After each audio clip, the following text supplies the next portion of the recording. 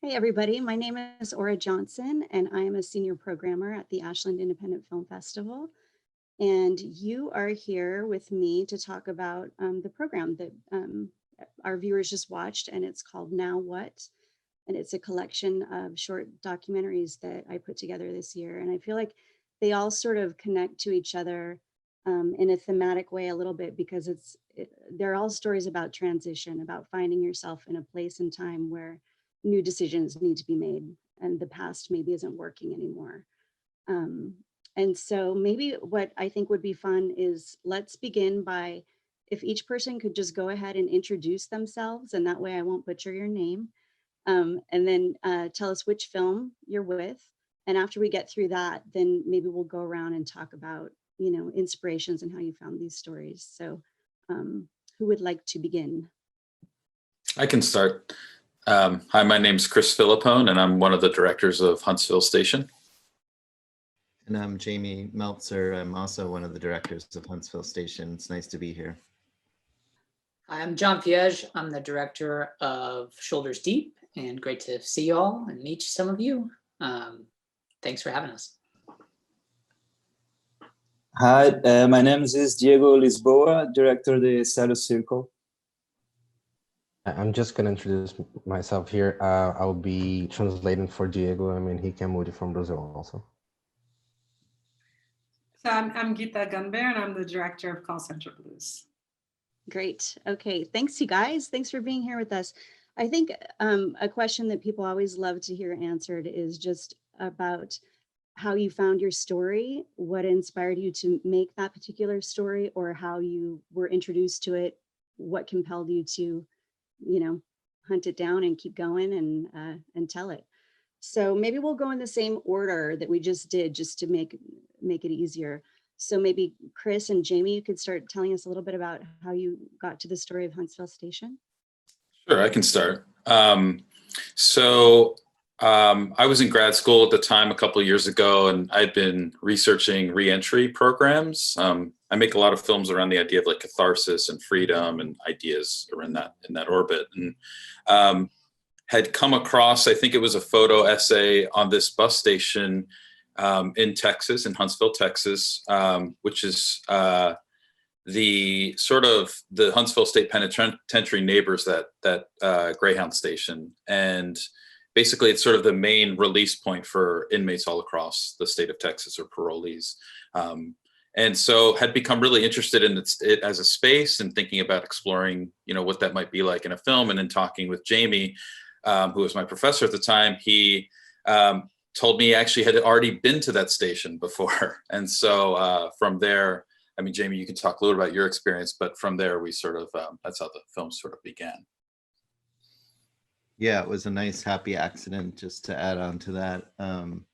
I had been there on a previous film, a feature film, where we really just spent one day filming at Huntsville Station. And it just struck me as a really interesting, strange space that really could serve as a kind of microcosm for larger issues, like in the criminal justice system and the prison system.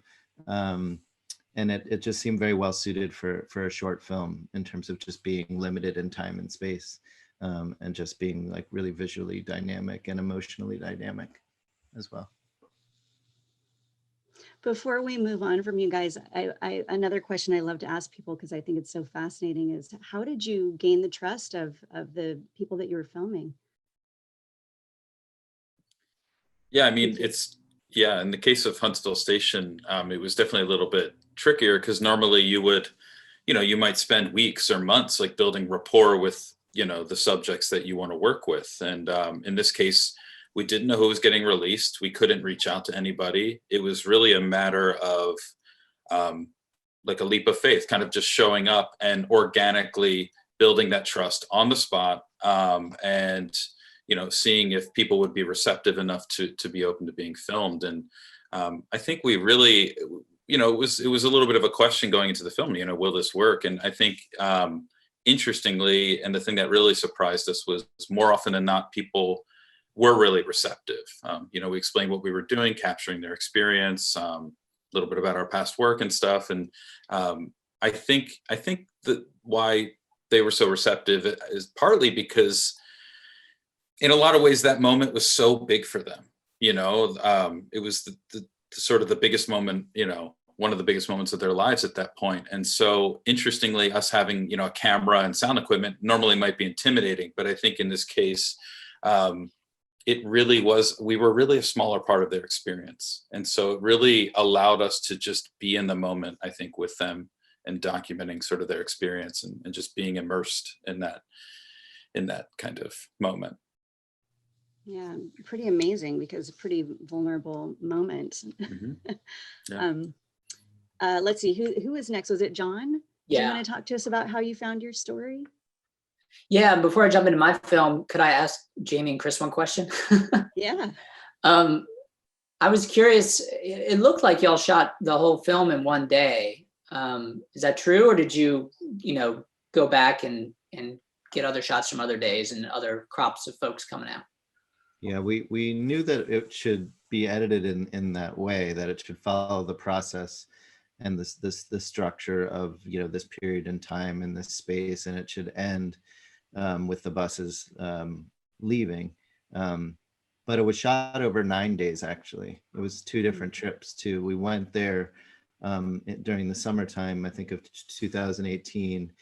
And we got a lot of great footage, and we started editing with it, but then we really felt that we needed to go a little bit deeper. You know, as Chris said, it was really hard. Some days there would only be, you know, like 15 minutes of time of filming before the buses arrived and the parolees actually left. So our entire production day was 15 minutes.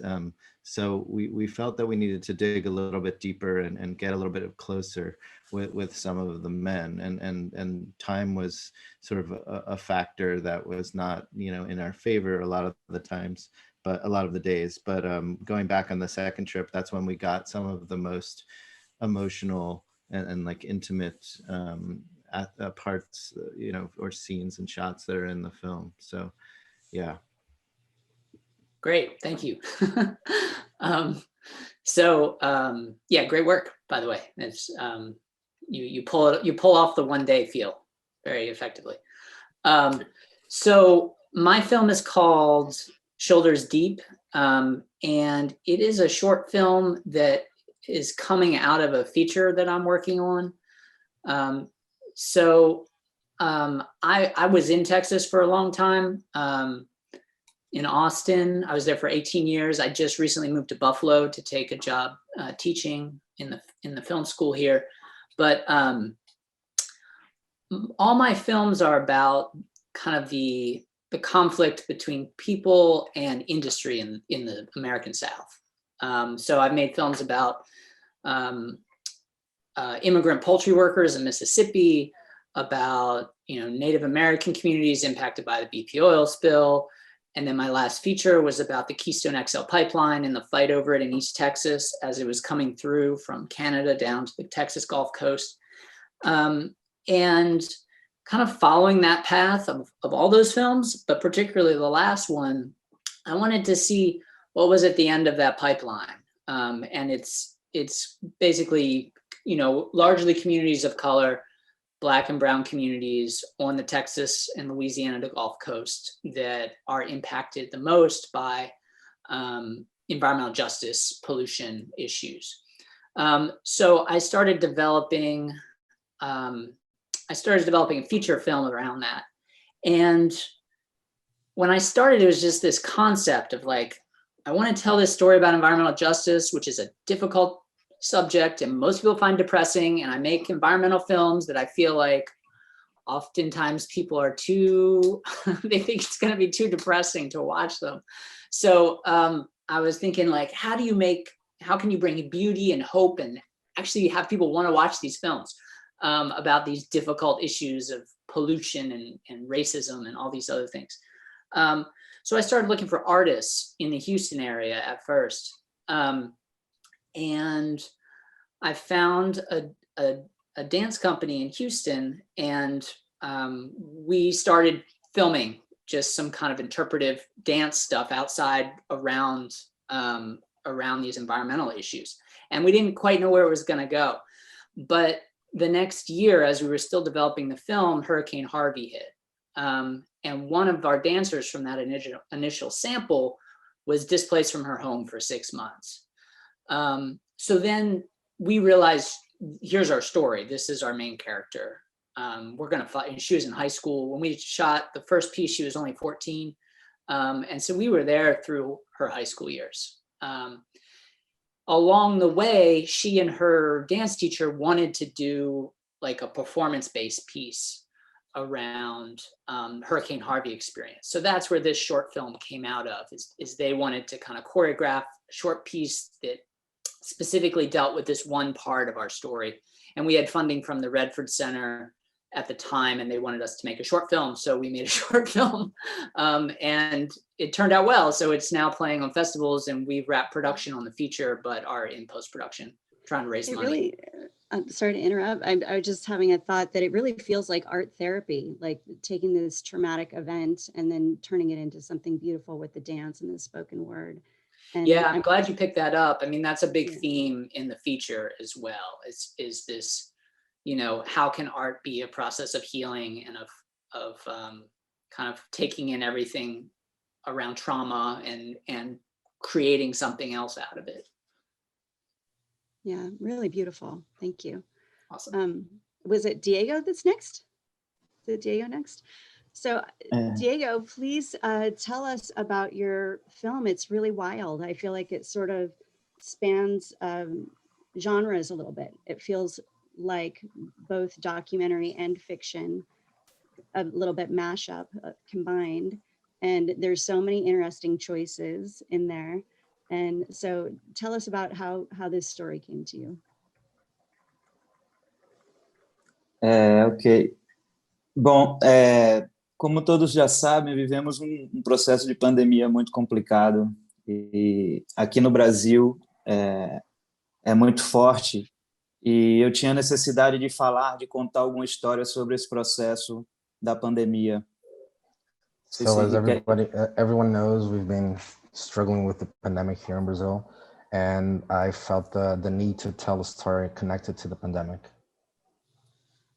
Essencialmente porque o debate sobre esse processo no Brasil, ele se mistura com a questão econômica e com a necessidade do isolamento e com pessoas que não conseguem se isolar por uma questão econômica. The debate about the pandemic in Brazil is very mixed up with the economic place, because we have to do lockdown, but people need to work. There's a lot of people who have small wages, and they have to go in the streets.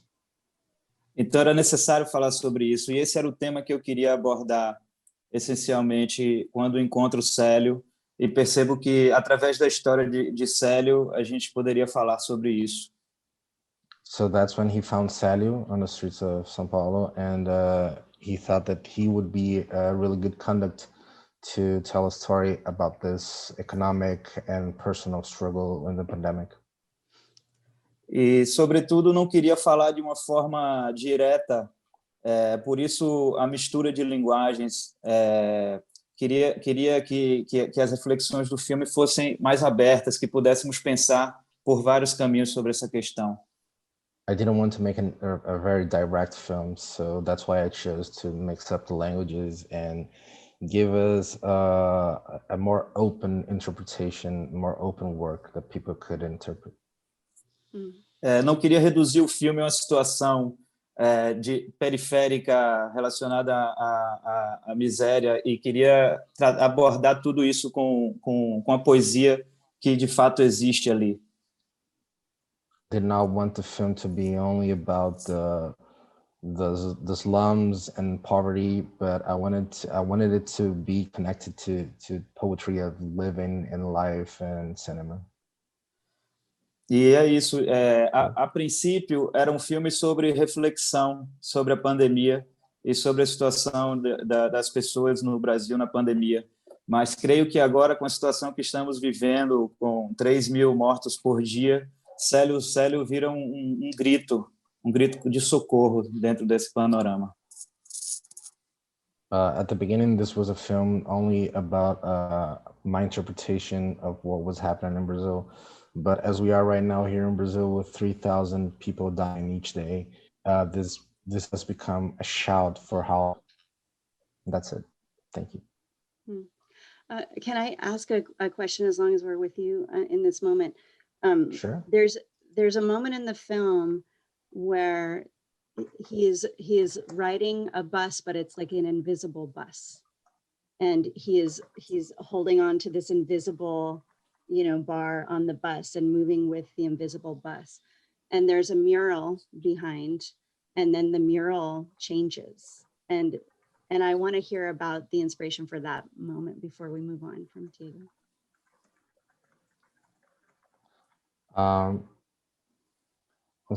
I texted him. Ela pergunta o que eu falei, por que eu botei ele segurando ônibus, não? E o mural atrás também, como é que foi a inspiração para esse mural atrás, que vai mudando? A princípio eu queria posicionar as pessoas que observam Célio. Esse é o significado dele estar ali sozinho, né? Como são pessoas pensando sobre a situação real dele e depois ele de fato vivendo o ciclo real da vida dele. Okay. So that scene, it's like it's an interpretation of people looking at Celio, and Celio is really interpreting the scene. And then after that he's living his life cycle. E sobre o mural, foi uma coisa que surgiu na montagem, e aos poucos, enquanto eu mexia no material do filme, eu percebi como aqueles muros observavam Célio, e por isso a gente resolveu fazer a única interferência gráfica, né, para esse olhar que representa todo esse medo, toda esse excesso de informação gerado pela pandemia, tudo que confunde a gente e a gente não consegue equilibrar, né? The murals thing, they found it on the editing bay because they thought it really showed like there's not only the murals are looking at Celio, but they also represent this huge stream of information and fear mongering and everything that was coming to us at the beginning of the pandemic, and it made us really lose our minds. That's it. Thank you. Thank you. Well, I feel like Geeta, you've been waiting for so long. Let's hear from you about. It's all very interesting. So I think I have a lot in common with a lot of the filmmakers on this panel, except I seem to be the only woman.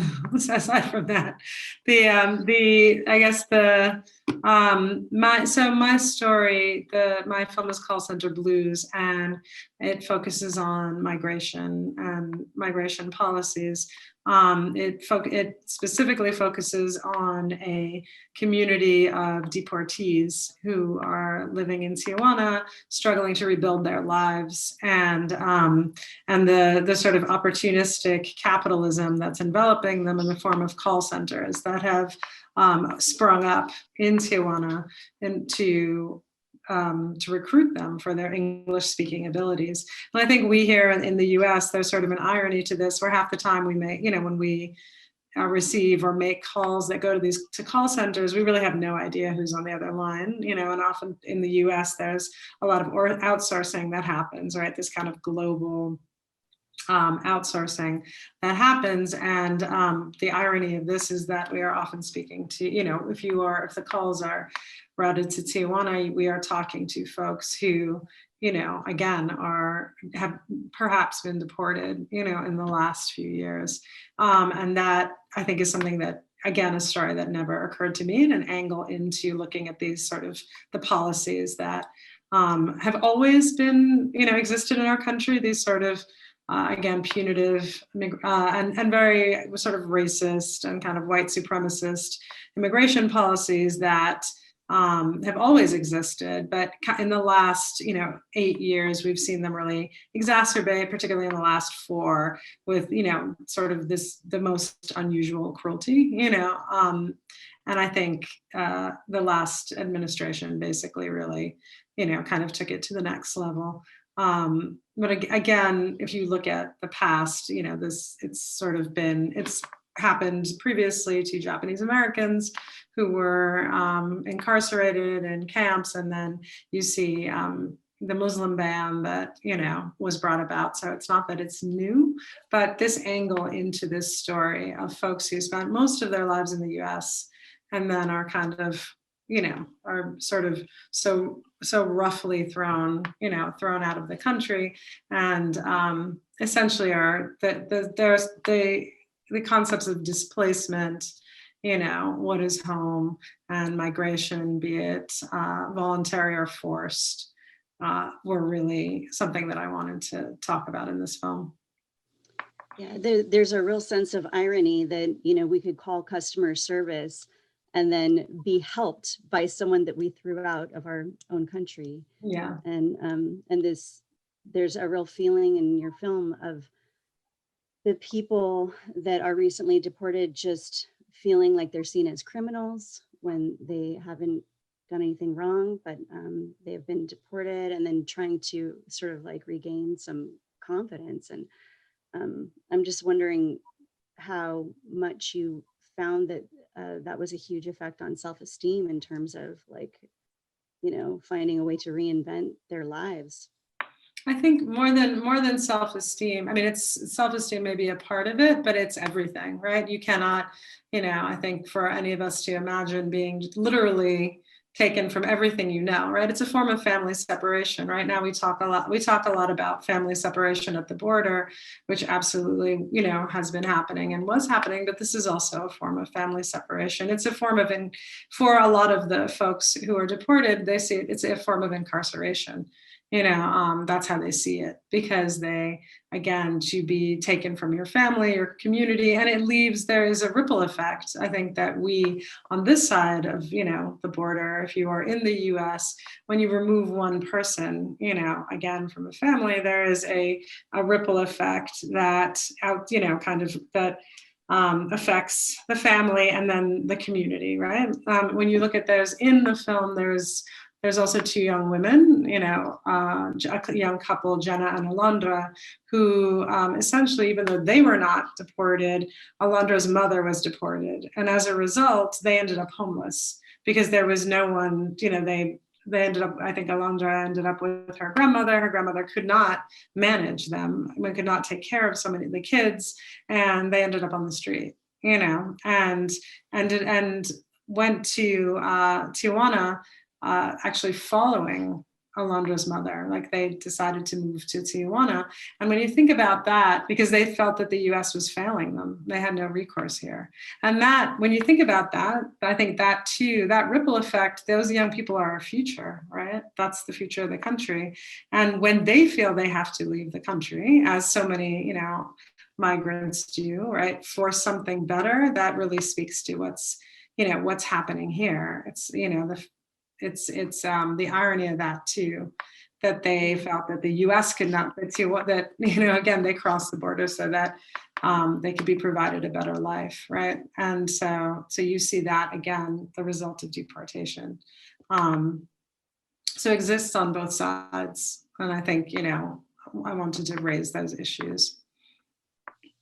Yeah, there's a kind of a startling moment that just feels like a form of true empathy when there's an older man and he's talking with the younger man, and the younger man says, all I can say about Trump is God bless him, and that maybe someday he'll see the results of his actions or something like this. And you see on the face of the older gentleman of like, all right, I'll take that in. And it just made me wonder what that relationship is between kind of persecution and empathy and compassion. Well, interesting. I think so. At the time that we were filming down there, it was when, again, Trump was opening and closing the border on a daily basis and making random threats and talking all kinds of nonsense about the migrant caravan that was coming up from South America, again, and claiming that ISIS extremists were marching with, it was just the most loony ridiculous sort of nonsense that was happening. And then there was the US helicopters actually flew across the border and gassed the folks who were gathering at the border. And that was, again, it was sort of atrocious. And the young man had come up, I think that we met and spoke to, had come up from, I believe he had come from Colombia. And honestly, to that, for him, the sort of wisdom that he spoke of to me was really the wisdom around the border, just talking about borders are man-made. This is, again, like borders are, again, they're a choice, right? They're a man-made choice or a decision.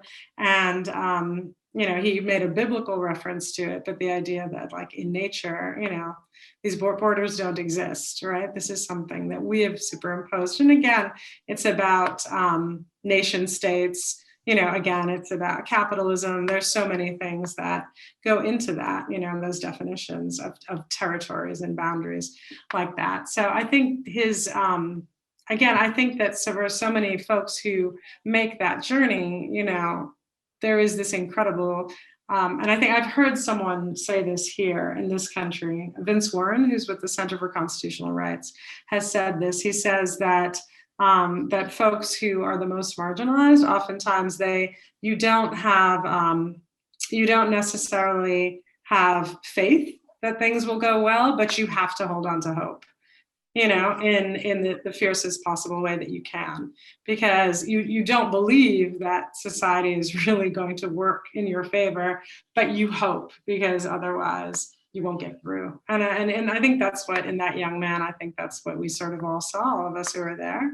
I mean, he obviously knew exactly what was happening at the border, had heard everything that was being said, had been probably gassed the day before, et cetera, but still, that's why and again, nobody leaves home willingly, right? So, well, maybe that's a segue into what we could talk about next in terms of just hope and resilience, because I feel like everyone here has elements of that in their stories. And so maybe we could, and I'm going to mute myself because there's a train going by, but whoever wants to pipe up and maybe speak to that theme in your story, that'd be awesome. John, Chris, Jamie, anyone? No hope. There's no hope. It's a good question. Yeah, in our film, I feel like it's not something we don't definitely. I didn't feel like we wanted to communicate hope, but really just to have folks sit in, viewers sit in a kind of uncomfortable moment, and to try to bridge the distance in a way to find empathy, but not an easy empathy or not an easy hope. I mean, I think there could be hope as to what this freedom might mean for these men, but I think there's also a lot of questions, and so we wanted it to feel a bit ambiguous in terms of the note that we left on. Yeah. For our film, the people I worked with on this film, Walter and Anaya, who Anaya is featured in the film, they weren't available today. Usually they do these things with me, and this would be a great time for them to talk. But I'll try to say some of the things I think they might say. But when we're talking about hurricanes, we're so used to seeing how hurricanes are covered in the news media. And one, it's depersonalized. It's about numbers and figures and how much money was lost, how many homes were displaced, how much damage was done, the question around climate change. And what is often lost is the really personal element of that. And what I found interesting about this film is, I collaborated very closely with Walter and Anaya to create this film, and they really took the lead on a lot of it.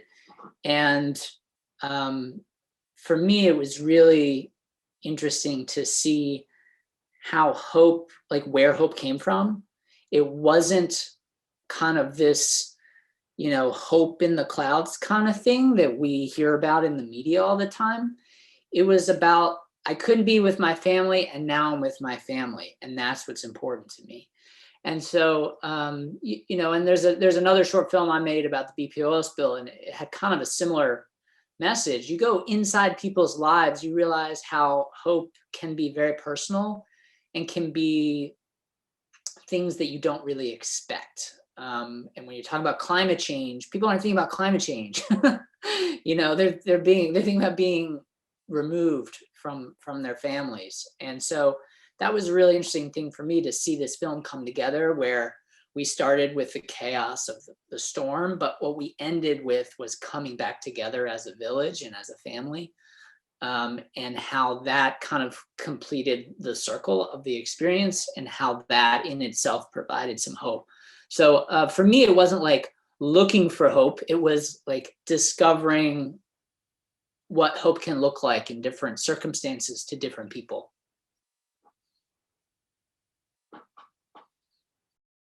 And how about Diego? I'm curious about how you're feeling now, or the people in your film now around the pandemic, and like where they're finding feelings of hope or resilience now that we're about a year into this scenario.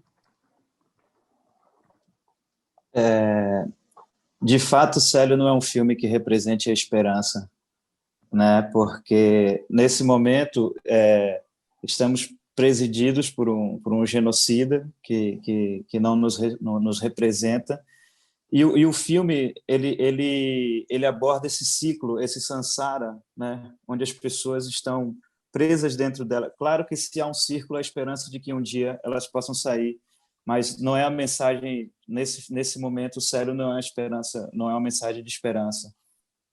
CELIO'S CIRCLE, unfortunately, does not feature much about hope, because right now we're being governed by a genocide, and we're just going through this cycle, this samsara circle. And Celio also, he's still struggling. He's still living where he was living when the film was made, and all the lockdown problems and the economic problems, the political problems. And right now we really don't see hope right here, and Sally doesn't also. So unfortunately, that's what we can say about hope inside the circle. Before we wrap up, I have one more question for Diego, because the film is so unique, and that is about the use of sound and the use of the computer voices as part of the narration, and where that inspiration came from. De onde veio a inspiração para usar essas vozes que você usa, esses discursos? Bom, o tema central do filme, o recorte que achamos quando pensamos no filme, foi que Célio seria uma grande antena que capta todas essas turbulências pandêmicas que estão acontecendo no mundo. Deixa eu falar. Okay. So the main theme of the film is that Celio, he's like an antenna. He's like a satellite dish all this information in the world is coming through him for the film. Pode falar. E Célio, a frase guia do filme que a gente carregou foi: Célio também é um mundo, eu também sou o mundo. E estar aqui nesse festival legitima isso, né? Que Célio integrando essa comunidade universal. So the main sentence that Celio said to Diego that guided the film is, he said, "I am the world." So that guided the whole film, and being here at Ashland Independent Film Festival makes all the sense for this, because Celio is out in the world because of this film, because of the festival. That's great. I love that. It's true. All the way from Brazil, and we're all having this same human experience. Thank you.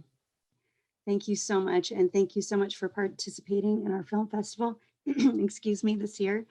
It's been great to meet you all virtually, and I really wish that you could all be here in person. And I'm really missing that this year. And hopefully next year. So keep making art, and thank you.